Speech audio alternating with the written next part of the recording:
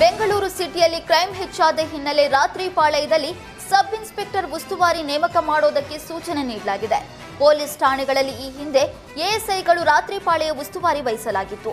ಆದರೆ ಸರಿಯಾದ ರೀತಿಯಲ್ಲಿ ಸಿಬ್ಬಂದಿ ನಿರ್ವಹಣೆ ಹಾಗೂ ಅಪರಾಧ ಕಂಟ್ರೋಲ್ ಆಗದ ಹಿನ್ನೆಲೆಯಲ್ಲಿ ಆಯಾ ಠಾಣೆಯ ಪಿಎಸ್ಐ ಉಸ್ತುವಾರಿ ನೇಮಕ ಮಾಡುವಂತೆ ಸೂಚನೆ ನೀಡಲಾಗಿದೆ.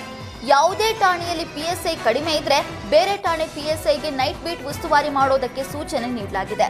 ತಪ್ಪಿದ್ರೆ ಆಯಾ ಠಾಣೆಯ ಇನ್ಸ್ಪೆಕ್ಟರ್ಗಳನ್ನೇ ಹೊಣೆಗಾರರನ್ನಾಗಿ ಮಾಡಲಾಗುವುದು. ಸೂಕ್ತ ಕ್ರಮ ಕೈಗೊಳ್ಳುವಂತೆ ಡಿಸಿಪಿಗಳಿಗೆ ಹಾಗೂ ಎಸಿಪಿಗಳಿಗೆ ಪತ್ರ ಬರೆದು ಪಶ್ಚಿಮ ವಿಭಾಗ ಹೆಚ್ಚುವರಿ ಪೊಲೀಸ್ ಆಯುಕ್ತ ವಿಕಾಸ್ ಕುಮಾರ್ ಸೂಚನೆ ನೀಡಿದ್ದಾರೆ.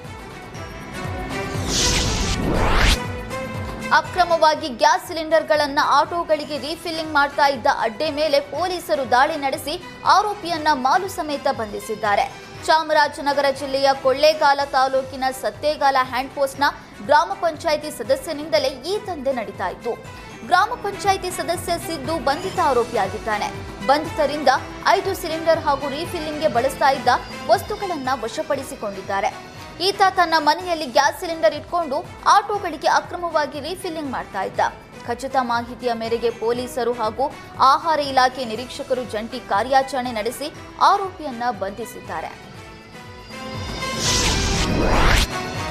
ರೈತನಿಗೆ ಚಾಕು ಇರಿದು ಚಿನ್ನದ ಸರ, ವಾಚ್ ಹಾಗೂ 6,000 ನಗದು ಕಿತ್ತುಕೊಂಡು ಪರಾರಿಯಾದ ಘಟನೆ ತುಮಕೂರು ನಗರ ಹೊರವಲಯದಲ್ಲಿ ನಡೆದಿದೆ.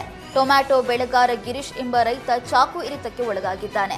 ಗಿರೀಶ್ ಮತ್ತು ಚೇತನ್ ಅರಸೀಕೆರೆಯಿಂದ ಬೆಂಗಳೂರಿಗೆ ಟೊಮ್ಯಾಟೊ ತೆಗೆದುಕೊಂಡು ಹೋಗ್ತಾ ಇದ್ದ ವೇಳೆ ನಿದ್ದೆ ಬಂದಂತಾಗಿ ಬುಧವಾರ ರಾತ್ರಿ 11:30ರ ಸುಮಾರಿಗೆ ರಿಂಗ್ ರಸ್ತೆ ಬಳಿ ವಾಹನ ನಿಲ್ಲಿಸಿದ್ದಾರೆ. ಈ ವೇಳೆ ಬೈಕ್ನಲ್ಲಿ ಬಂದ 3 ಚಾಕು ತೋರಿಸಿ ಬೆದರಿಸಿದ್ದಾರೆ. ಹಣ ಕೊಡೋದಕ್ಕೆ ಒಪ್ಪದಿದ್ದಾಗ ಗಿರೀಶ್ ತೊಡೆಗೆ ಚಾಕುವಿನಿಂದ ಇರಿದು ಹಣ ಕಿತ್ಕೊಂಡು ಪರಾರಿಯಾಗಿದ್ದಾರೆ. ಸದ್ಯ ರೈತ ಗಿರೀಶ್ ಜಿಲ್ಲಾಸ್ಪತ್ರೆಯಲ್ಲಿ ಚಿಕಿತ್ಸೆ ಪಡಿತಾ ಇದ್ದು ಚೇತರಿಸಿಕೊಳ್ತಾ ಇದ್ದಾರೆ. 2 ದಿನಗಳ ಹಿಂದೆ ನಡೆದ ಘಟನೆ ತಡವಾಗಿ ಬೆಳಕಿಗೆ ಬಂದಿದೆ. ಜಯನಗರ ಠಾಣೆಯಲ್ಲಿ ಪ್ರಕರಣ ದಾಖಲಾಗಿದೆ.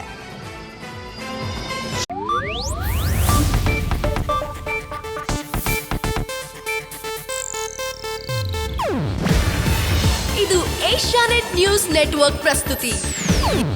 ನೀವು ನೋಡ್ತಿದ್ದೀರಾ ಏಷ್ಯಾನೆಟ್ ಸುವರ್ಣ ನ್ಯೂಸ್.